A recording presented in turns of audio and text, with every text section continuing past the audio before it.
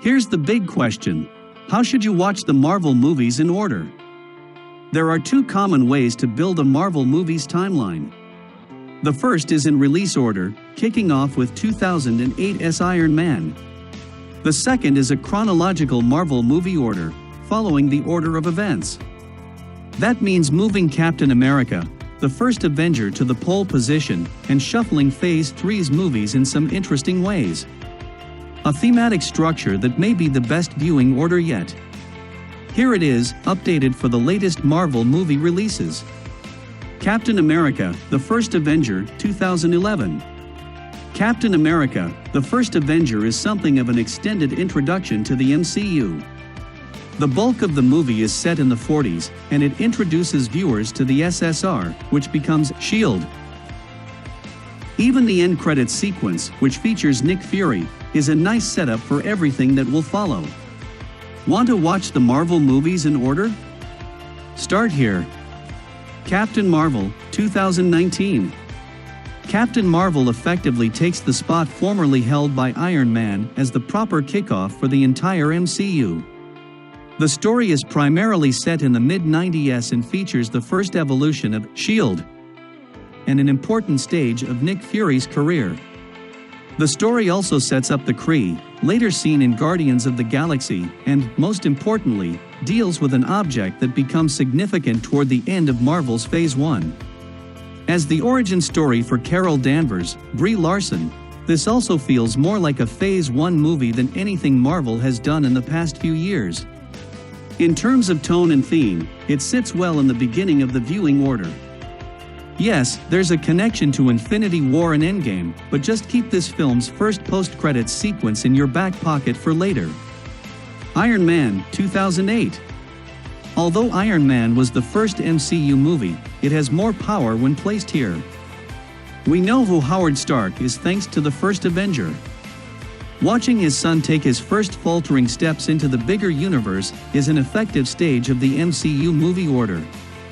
The final scene, with Nick Fury stepping out of the shadows, will take on a subtly different meaning after the events of Captain Marvel.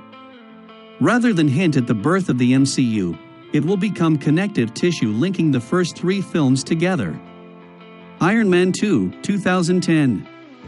After Iron Man introduces viewers to the modern-day iteration of S.H.I.E.L.D., the sequel dives deep into that organization. It also features Nick Fury in a far more significant role, allowing viewers to get a sense of just who this figure really is. Meanwhile, the focus on Howard Stark's legacy continues to draw the narrative threads together. It makes perfect sense to watch Iron Man 2 at this point. The Incredible Hulk, 2008. This particular adjustment to the viewing order is appropriate. While The Incredible Hulk actually happens at the same time as Iron Man 2, the end credits sequence assumes Tony Stark now has a consultant role with S.H.I.E.L.D. Thor, 2011. Thor introduces viewers to Asgard and launches a series of stories inspired by events in the realm Eternal. At the same time, it continues to develop the story of S.H.I.E.L.D., with Coulson and Hawkeye playing important roles. The Avengers, 2012. This is a natural fit after the events of Thor, continuing many of that film's themes and character arcs. Loki returns as a villain, the concept of the Tesseract is explored, and the existence of dangerous alien beings becomes public knowledge when the Chitauri invade New York. There's also a more subtle detail, as this is the first film to really hint that S.H.I.E.L.D. isn't just good guys. The Avengers includes a disturbing sequence in which the World Security Council orders a nuclear attack on American soil. Thor: The Dark World, 2013. Here's where the order of events really changes, but for good reason. The last two films have explored the cosmic side of the MCU, and it makes sense to continue that line. Some of the most important themes and ideas, particularly the relationship between Thor and Loki, follow on perfectly from the Avengers. This also introduces the idea of the Infinity Stones, although they're only partly explained at this point. Guardians of the Galaxy, 2014. Continuing the cosmic focus, Guardians of the Galaxy unveils another Infinity Stone. The Collector, introduced in The Stinger of Thor, The Dark World, makes another appearance, tying the two films together. Viewers are left with a strong sense that the Infinity Stones are being brought into play across the universe. Guardians of the Galaxy Volume 2, 2017. The events of Guardians of the Galaxy Volume 2 are set only a couple of months after the first film, so it makes sense for this to follow straight on. It continues the space opera style and tone established by the last two films in our Marvel movie order. Iron Man 3, 2013. The cosmic diversion is over, and the focus now moves back to Earth, where Tony Stark is dealing with the emotional fallout from the Avengers. The passage of time between the films actually makes Tony's PTSD feel more significant, while also making it feel more natural that Stark has had the time to build so many armors. Captain America, The Winter Soldier, 2014. Continuing with the earthly focus, this movie shows what Captain America is up to. This story could even be happening at the same time as Iron Man 3, explaining why Cap doesn't help Tony against the Mandarin and why Stark isn't on hand to deal with Hydra. Or maybe Cap and Stark are merely still wary of one another at this stage. Perhaps most importantly, placing this film here begins a Falcon arc that will run through the next few movies. Avengers Age of Ultron, 2015. This is another natural fit. The film opens with the Avengers taking down a major Hydra base. In thematic terms, placing this close to Iron Man 3 makes Tony's emotional journey feel more immediate and natural. This film also begins to tie the Earthbound adventures into the cosmic stories, with another Infinity Stone revealed. Thor's vision establishes a sense of impending threat. AntMan, 2015. Set in the immediate aftermath of Avengers Age of Ultron, AntMan contains subtle references to the devastation at Sokovia. Placing it here in the lineup makes the Falcon fight carry additional weight, bringing Sam closer to primary character status. Captain America, Civil War, 2016.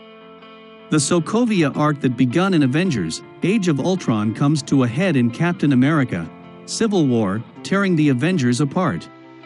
Civil War acts as the launchpad for the next batch of Earthbound stories, so they slot in nicely after it. It also follows on perfectly from Ant-Man's end credits scene. Black Panther, 2018. Black Panther was introduced in Civil War, and this continues his story. It's appropriate to drop this movie in next, as Black Panther is set only a week after the Avengers divide, and the Wakandan focus follows on nicely from the end credits sequence. SpiderMan Homecoming, 2017. Set 2 months after Civil War, SpiderMan Homecoming focuses on Peter Parker. It's important to note that Tony Stark has been given time to heal a little, so this viewing order makes sense. Doctor Strange, 2016. Placing Doctor Strange here gives the film real importance as a thematic tie between the MCU's Earthbound and cosmic movies. Doctor Strange introduces the concept of magic and brings the Time Stone into play. The quantum realm also plays a subtle role as Strange glimpses it while being sent careering through the dimensions.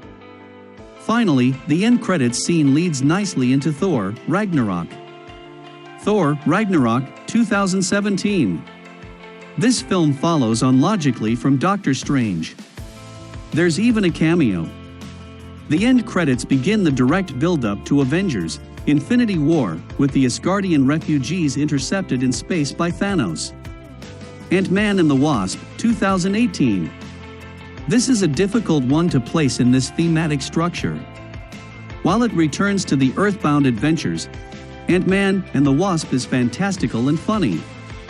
The bulk of the story is set before the events of Avengers Infinity War, so it makes sense to place it here. This particular viewing order does change how the post-credits scene plays, however. Rather than knowing what's going on, you'll have the same sense of shock and horror felt by Hank Pym or Scott Lang. Avengers Infinity War, 2018. In this order, Avengers Infinity War will be the last thing you watch before Avengers Endgame. That works particularly well when you consider that, According to screenwriters Christopher Marcus and Stephen McFeely, the snap was originally in Endgame. These two films may not be a traditional parts 1 and 2 anymore, but their relationship is so close that it's better to watch them back to back just how they were filmed. Avengers Endgame 2019. The world reels from the after effects of Thanos' snap, and our heroes are just as affected as everyone else, if not more so. The fourth Avengers movie is very much the culmination of 10 years of story. It is deeply tied to everything that came before, particularly the first 3 Avengers movies. That's a hint about which movies you should definitely rewatch, if you only have time for a handful. The story ties up a handful of plot threads that began in several previous movies and opens up new dimensions for future MCU movies to explore. Spider-Man: Far From Home 2019. Marvel's second Spider-Man movie very specifically follows Endgame, as it explores Peter's grief over the passing of his closest friend and the changes wrought on the world. It's somewhere between a coda to the last storytelling phase in the MCU, and, thanks to the final moments of the movie, a pointer to where Marvel is likely to go next. Like the video if you liked it, report the video if you hated it, and subscribe to help us reach 300 subscribers, but only if you want to see more videos like this.